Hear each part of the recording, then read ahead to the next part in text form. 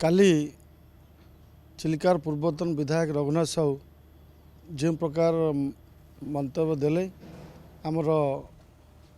प्रिय मान्यवर पूर्वतन मुख्यमंत्री नवीन पट्टनायक जो आस्था रही विजु जनता दल प्रति एवं आमर प्रिय सांसद मानस रंजन मंगराज एवं सांगठनिक संपादक प्रणव प्रकाश दास को विरुद्ध रे जो संगीन अभियोग आणले आमे जानिचु